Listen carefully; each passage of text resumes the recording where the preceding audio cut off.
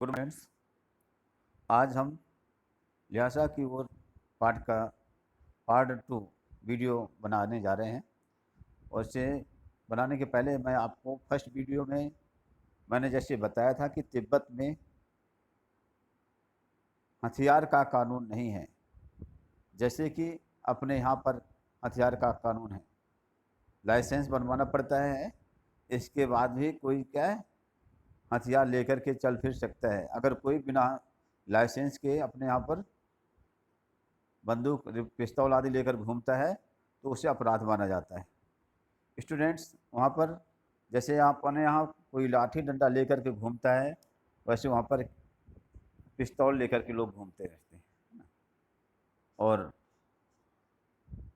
डाकू लुटेरे तो क्या करते हैं, सबसे पहले लोगों को मार देते हैं, इसके बाद फिर उन पर जो तो उनके सामान देखते हैं, पैसे आदि देखते हैं कि आखिरकार उसके पास है क्या। स्टूडेंट्स, आफ्टर देन राइटर बताता है कि वहाँ पर हालांकि उनके पास कुछ ऐसा था ही नहीं, वो तो घूमने गए थे और इस बात का डर नहीं था, वो भिखारी के रूप में गए थे। अगर कहीं कुछ ऐसा कंडीशन उनको दिखती थी तो राइटर कहता है कि अपन कुछ नहीं करते थे, उनसे खुद ही भीख मांगना शुरू करते थे, जेब निकाल लेते थे और कुछ कुछ एक पैसा कह करके और भीख मांगना शुरू कर देते थे। आगे राइटर बता रहा है कि उन्हें लगभग क्या है 16 से 17 माइल्स के आसपास पहाड़ में ऊपर चढ़ना था।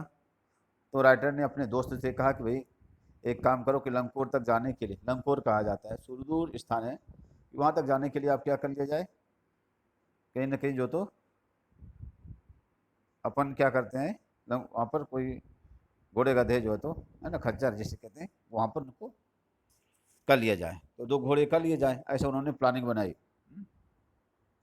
तो सामान भी उस पर लाद लेंगे और चढ़ करके चले भी जाएंगे, और ऐसा ही हुआ। आगे अब तो दूसरे दिन हम घोड़े पर सवार होकर के ऊपर की ओर चले। डांडे से पहले एक जगह चाय पी और दोपहर के वक्त डांडे के ऊपर जा पहुँचे। हम समुद्र तल से 17 to 18 फीट ऊंचे खड़े थे। हमारी दक्षिण तरफ पूरब पश्चिम से की ओर से सभी क्या है हिमालय के हजारों श्वेत शिखर चले गए थे। राइटर ये बताना चाहता है कि वो जिस ऊंचाई पर थे वहाँ पर क्या है साउथ डायरेक्शन में, ईस्ट और वेस्ट में क्या है हिमालय की हजारों जो तो पहाड़ की चोटियाँ। बीटे की ओर दिखने वाले पहाड़ बिल्कुल नंगे थे। पहाड़ के नंगे होने का मतलब ये है कि उसमें कोई भी वेजिटेशन नहीं था, कोई भी पेड़ पौधे नहीं थे, न यहाँ बर्फ़ की सफ़ेदी थी और न किसी तरह की हरियाली। उत्तर की तरफ बहुत कम बर्फ़ वाली चोटियाँ दिखाई पड़ती थीं। सर्वोच्च स्थान पर डाढ़े के देवता का स्थान था, जो पत्थरों के ढेर, जानवरों की सींग हो और रंग बिरंगे कपड़ों की झाड़ियों से झंडियों से सजाया गया था। झंडी जो झंडा होता है उसका, छोटे छोटे झंडे जो होता है उसको झंडी बोला जाता है, और झाड़ियाँ अलग है ना, खरपतवार है। तो अब हमें बराबर उतराई पर चलना था। चढ़ाई तो कुछ दूर थोड़ी मुश्किल थी, लेकिन उतराई शायद 2 एक और सवार साथी हमारे साथ चल रहे थे। मेरा घोड़ा कुछ धीमे चलने लगा। मैंने समझा कि चढ़ाई की थकावट के कारण से ऐसा कर रहा है और उसे मारना नहीं चाहता था। राइटर बता रहे कि भाई उनका घोड़ा धीमे चलने लगा, तो राइटर ने क्या सोचा था कि शायद मैं भी बेचारा थक गया होगा, घोड़ा चढ़ाई ज़्यादा थी इसलिए क्या धीमे धीमे चल रहा था। तो उसको क्या राइटर ने उससे मारा नहीं कि भाई तेज चले, और धीरे धीरे वह बहुत पिछड़ गया और मैं द्वेंटिन वास्तव की तरह अपने घोड़े पर झूमता हुआ चला जा रहा था। जान नहीं पड़ता था कि घोड़ा आगे जा रहा है या पीछे। जब मैं जोर देने लगता तो वह और सुस्त पड़ जाता। राइटर कहता है कि जब उससे ज़्यादा जोर देते तो क्या और धीमा पड़ जाता था, क्योंकि शायद में भी बहुत ज़्यादा थक गया रहा होगा। एक जगह दो रास्ते फूट रहे थे, है ना, एक जगह से दो रास्ते थे, है ना। अब ये पता नहीं था, मैं बाएं का रास्ता से मील 1.5 मील जो तो आगे चला गया। आगे एक घर में पूछने से पता लगा कि लंकोर का रास्ता दाहिने वाला था, अर्थात राइटर अब क्या रास्ता भटक गया था। फिर लौट करके उसी को पकड़ा। 4-5 बजे के करीब मैं गांव से मील भर पर था, तो सुमति इंतजार करते हुए मिले। मंगोलों का मुंह वैसे ही लाल होता है, और अब तो वह पूरे गुस्से में थे, अर्थात वो क्या और ज़्यादा नाराज, चेहरा और लाल था। उन्होंने कहा, मैंने 2 टोकरे कंडे फूंक डाले, 3-3 बार चाय को गर्म किया। मैंने बहुत नरमी से जवाब दिया, लेकिन मेरा कसूर नहीं है मित्र, देख नहीं रहे हो कैसा घोड़ा मुझे मिला है। मैं तो रात तक पहुंचने की उम्मीद रखता था। खैर, सुमति को जितनी जल्दी गुस्सा आता था उतनी ही जल्दी वह ठंडा भी हो जाता था। लंकोर में वह एक अच्छी जगह पर ठहरे थे। वहाँ भी उनके अच्छे जजमान थे। पहले चाय सत्तू खाया गया, रात को गर्मा गर्म थुक्पा मिला। तो राइटर यहाँ पर बताना चाहते हैं कि भाई क्या है कि वहाँ घोड़े पर सवार होकर के लंकोर पहुँचे, और वहाँ रास्ता वो भटक गए। और फिर बाद में एक ग्रामीणी के द्वारा उनको पता चला कि रास्ता क्या है, वास्तव में भटक गए। तो उन्हें वापस आकर के, तो जब तक वो आए तो उनका जो मित्र था वो काफ़ी नाराज़ था। और मित्र की नाराज़गी का कारण ये था कि मित्र जो है एक लंबे समय से उनका इंतज़ार कर रहे थे, है ना, इसलिए वो नाराज़ थे, है ना, जो कि एक स्वाभाविक सी बात है यदि किसी को। तो आगे अब हम विशाल मैदान में थे, जो पहाड़ से घिरा टापू सा लगता था, जिसमें दूर एक छोटी सी पहाड़ी मैदान के भीतर दिखाई पड़ती। उसी पहाड़ी का नाम है तेरी समाधिगिरी। आसपास के गांव में भी सुमति के कितने ही जजमान थे। कपड़े की पतली पतली चिरी बत्तियों के गड़े खत्म नहीं हो रह सकते थे, क्योंकि बोधगया से लाए कपड़े के खत्म हो जाने पर किसी कपड़े से बोधगया का गड़ा बना लेते थे। यहाँ पर बताया गया कि सुमति जो थे, उनके लूटने पाटने का जो जो धंधा था वो क्या था कि जैसे कोई भी गड़ा, तो धागा नहीं है तो कपड़े को फाड़ करके उसको उससे गड़ा बना देते थे। अब बोधगया से लाया हुआ कपड़ा नहीं खत्म हो गया तो घर में रखा कोई कपड़ा है उसी को फाड़ कर और जजमानों को बांध देते थे। वह अपने जजमानों के पास जाना चाहते थे। मैंने सोचा यह तो ठीक है, यह तो हफ्ता भर उधार ही लगा देंगे, हफ्ता भर उधार ही लगा देंगे। सोचा कि क्या मैं भी एक आध वीक वहीं पर जो तो अपने जजमानों के पास लगा देंगे। मैंने उनसे कहा कि जिस गांव में ठहरना हो उसमें भले ही गड़े बांट दो, मगर आसपास के गांवों में मत जाओ। इसके लिए मैं तुम्हें लासा पहुँच कर के रुपए दे दूंगा। उन्होंने बताया भाई ठीक है, तुम क्या आसपास के गांव पैसे की लालच में क्या जहाँ पहुँचेंगे वहाँ उस गांव में बांट दो, लेकिन आसपास के गांव में मत बांटने जाना। तो मैं अगर तुमको पैसा चाहिए तो भैया मैं पैसा तुम्हें दे दूंगा, लेकिन क्या वो मानने वाला कहाँ था। सुमति ने स्वीकार किया। दूसरे दिन हमने जो तो भरिया ढूंढने की कोशिश की, लेकिन कोई न मिला। सवेरे ही चल दिए होते तो अच्छा था, लेकिन अब 10-11 बजे की तेज धूप में चलना पड़ रहा था।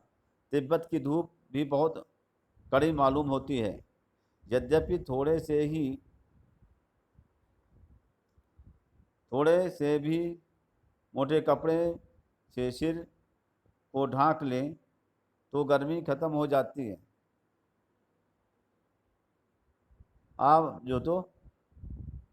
आप 2 बजे सूरज की ओर मुँह करके चल रहे हैं, ललाट धूप से जल रहा है और पीछे का कंधा बर्फ हो रहा है।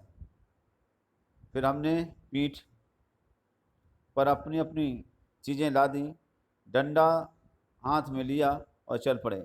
यद्यपि सुमति के परिचित तिनरी में भी थे, लेकिन वह एक और जजमान से मिलना चाहते थे। इसलिए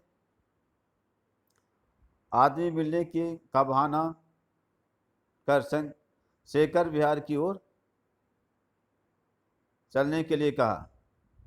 तिब्बत की ज़मीन बहुत अधिक छोटे बड़े जागीरदारों में बटी है। इन जागीरों का बहुत बड़ा हिस्सा मठों में बिहारों के हाथ में है। अपनी अपनी जागीर में हर एक जागीरदार कुछ खेती खुद भी कराता है। इसके लिए मजदूर बेगार में मिल जाते हैं। बेगार मतलब क्या होता है? बेगार का मतलब होता है जहाँ पर क्या है, बिना पैसे के, बिना कीमत के जो मजदूरी कराई जाती है वो बेगार कहलाते हैं। खेती का इंतजाम देखने के लिए वहाँ कोई भिक्षु भेजा जाता है जो जागीर के आदमियों के लिए राजा से कम नहीं होता। शेखर की खेती के मुखिया भिक्षु नम से बड़े भद्र पुरुष थे। वह बहुत प्रेम से मिले। हालांकि उस वक्त मेरा वेश ऐसा नहीं था कि उन्हें कुछ भी ख्याल करना चाहिए था। यहाँ एक अच्छा मंदिर था जिसमें कंजर कंजर मतलब बुद्ध वचन का जो अनुवाद है कि हस्तलिखित 103 पोथियाँ रखी हुई थी। मेरा आसन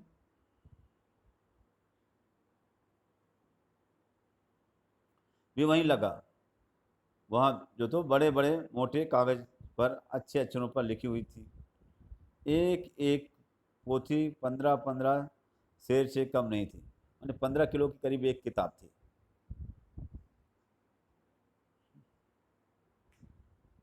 सुमति ने फिर आसपास अपने जजमानों के पास जाने के बारे में पूछा। मैं अब पुस्तकों के भीतर था। पुस्तकों के भीतर रहने का मतलब ये है कि लेखक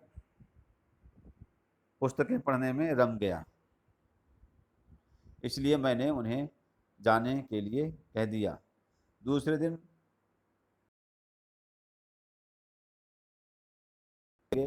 लेकिन वह उसी दिन दोपहर बाद चले आए। तिरंगी तिनरी गांव जो है तो वहाँ से बहुत दूर नहीं था। हमने अपना अपना सामान पीठ पर उठाया और भिक्षु नमसे से विदाई लेकर के चल पड़े। तो बच्चों, अभी अपन ने देखा कि राइटर यहाँ पर ये बताना चाहते हैं कि भाई किस तरीके से क्या है वो अपनी यात्रा की और यात्रा के दौरान पर उनका अनुभव कैसा रहा। मैंने आप लोगों को क्वेश्चन नंबर 1, 2, 3 बता दिया था। इसके आगे मैं आपको क्वेश्चन आंसर्स बता रहा हूँ।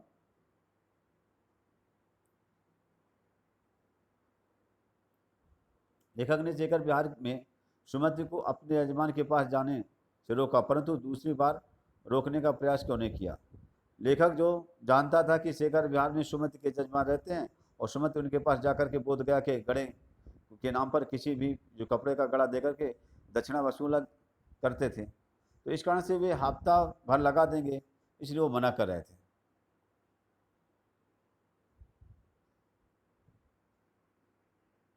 और दूसरी बार क्या है, जब वो क्या है देखा कि भाई क्या वो उनको बुद्ध के मनुस्क्रिप्ट जो तो बुक्स मिल गए तो उनको पढ़ने में लग गए, इसलिए क्या वो दूसरी बार मन नहीं किया। अपनी यात्रा के दौरान लेखक किन कठिनाइयों का सामना करना पड़ा, तो अपनी यात्रा के दौरान लेखक को विभिन्न कठिनाइयों का सामना करना पड़ा।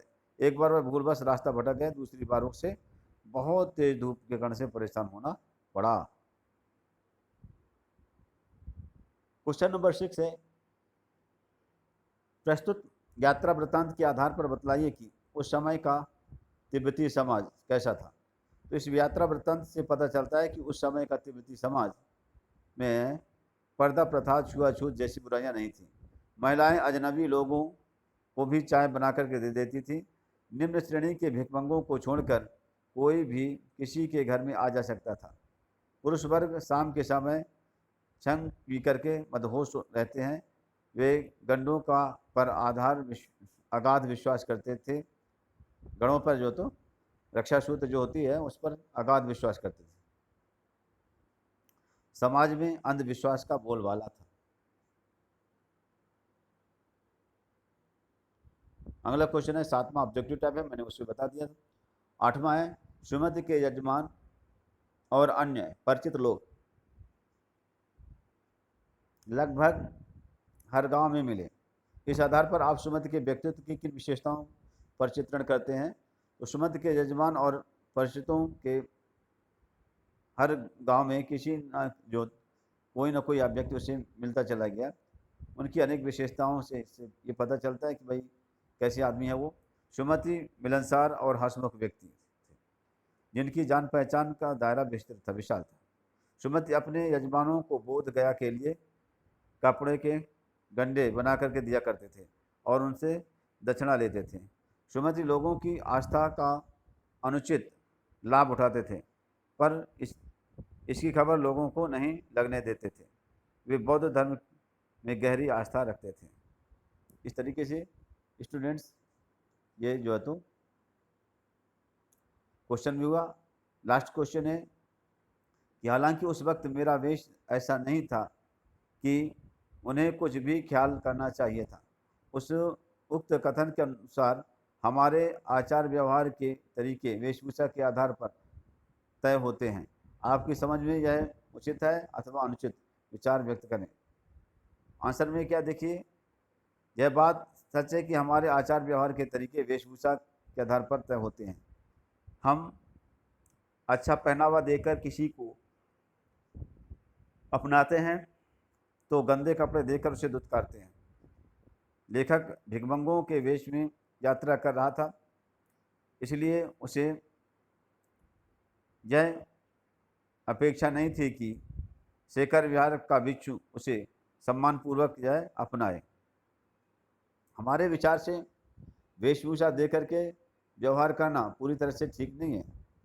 अनेक संत महात्मा और भिक्षु साधारण वस्त्र पहनकर और पहनते हैं, किंतु वे उच्च चरित्र के इंसान होते हैं, पूज्य होते हैं। परंतु यह बात भी सत्य है कि वेशभूषा से मनुष्य की पहचान होती है, ऐसा नहीं।